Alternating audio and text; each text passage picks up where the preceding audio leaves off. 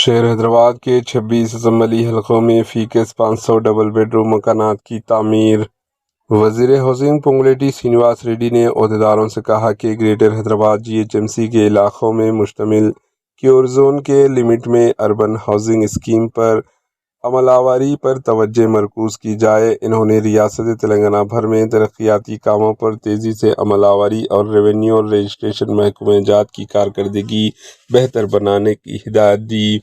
انہوں نے عہدیداروں سے کہا کہ حکومت کی ترجیحات کے مطابق اسکیمات پر عمل کیا جائے تاکہ زیادہ سے زیادہ افراد تک فلاحی اسکیموں کی فائدے پہنچ سکیں۔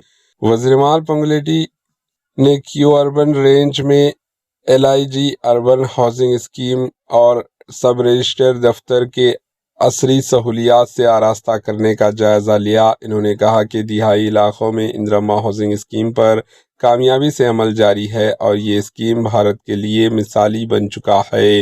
حکومت نے شہری علاقوں میں low income group urban housing scheme پر عمل کا فیصلہ کیا۔ اسمبلی حلقہ جات کے یونٹ تصور کر کے غریبوں کے لیے مکانات تعمیر کیے جائیں گے۔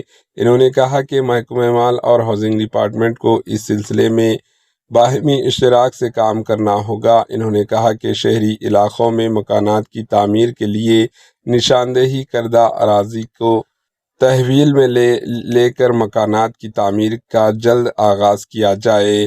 بعض اسمبلی حلقوں جات میں اراضی کی نشاندہی کا کام باقی ہے۔ کیور اربن زون کے تحت 26 اسمبلی حلقہ جات میں پہلے مرحلے کے تحت ہر اسمبلی حلقے میں 500 مکانات تعمیر کیے جائیں گے۔ تعمیری کاموں کے ٹینڈرز جلد طلب کیے جائیں گے۔ انہوں نے کہا کہ ریاست بھر میں 10 RDO اور 107 تحصیلدار رجسٹریشن اینڈ اسٹامپ دفتر، 4 ضلع سب رجسٹر اور 52 سب رجسٹر دفتر کے لیے ذاتی عمارتوں کی تعمیر جاری ہے۔ ایک عمارت میں اسٹامپ اینڈ رجسٹریشن کی تمام خدمات فراہم کرنا عصری سہولیات سے آراستہ کیا جا رہا ہے۔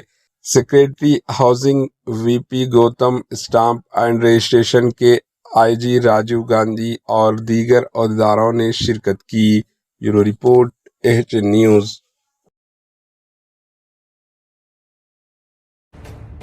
AHN نیوز کے YouTube چینل کو سبسکرائب کریں اور بیل آئیکن کو دبانا نہ بھولیں تاکہ آپ کو ہر نئی آنے والی ویڈیو کا نوٹیفیکیشن بر وقت مل سکے۔